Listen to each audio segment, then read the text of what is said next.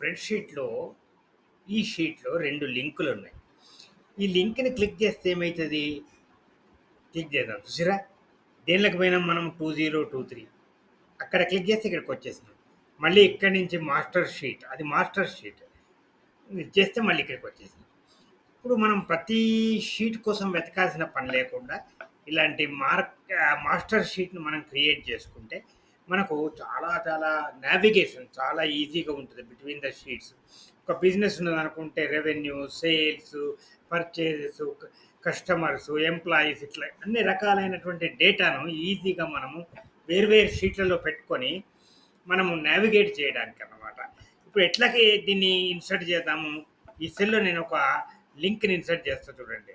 Insert ట్యాబ్‌ని click చేయాలి. చేసిన తర్వాత ఇక్కడ లింక్ అనేది ఉన్నది రైట్ సైడ్ గ్లోబ్ లాగా ఉండి లింక్ అని ఉన్నది. ఇప్పుడు ఇది క్లిక్ చేస్తే ఇక్కడ ఒక డైలాగ్ బాక్స్ వచ్చింది. ఇందులో వేరియస్ ఆప్షన్స్ ఉంటాయి. Existing file or web page అని, తర్వాత ప్లేస్ ఇన్ దిస్ డాక్యుమెంట్ అని, అంటే ఈ వర్క్ బుక్‌లోనే ఇక్కడ డాక్యుమెంట్ అని, ఈ రకంగా క్రియేట్ న్యూ డాక్యుమెంట్ అని, ఈమెయిల్ అడ్రెస్ అని ఇట్లా అన్ని దానిలో మనకి ఇదే డాక్యుమెంట్‌లో మనకు వేరే షీట్ కావాలి కాబట్టి దీనిలో మనం సెలెక్ట్ చేసుకుందాం. 2023 ఆల్రెడీ ఉన్నది. మనం 2024 క్లిక్ చేసి ఓకే క్లిక్ చేద్దాం. ఇప్పుడు ఇక్కడ లింక్ స్టార్ట్ అయింది. దీన్ని మనము కంట్రోల్ బి చేసుకొని మనం కొంచెం సైజు పెంచుకుందాం. సైజు పెంచుకుంటే మనకు ఈజీగా కనబడేటట్టుగా మనకున్నది. ఇది గ్రీన్స్ కలర్‌లో ఉన్నది. Not clicked. అందువల్ల గ్రీన్ ఉన్నది. ఇప్పుడు మనం 2024కి పోదాం. ఇక్కడ క్లిక్ చేస్తే 2024కి పోయినాం. చూసారా 2024. ఇక్కడ ఒకటి మళ్ళీ మనము లింక్ ఇన్సర్ట్ చేద్దాం.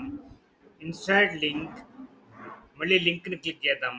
ఇప్పుడు దేనికి లింకు? మనం మాస్టర్ షీట్‌కు వెనుకకు పోవాలంటే మళ్ళీ మాస్టర్ షీట్. ఓకే. ఇప్పుడు దీన్ని కూడా మనం కంట్రోల్ బి చేసి సైజ్ పెంచుకుంటే మనకు చాలా యూజ్‌ఫుల్‌గా ఉంటదిది. ఇది నావిగేట్ చేయడానికి between the sheets very easy navigate చేయడం.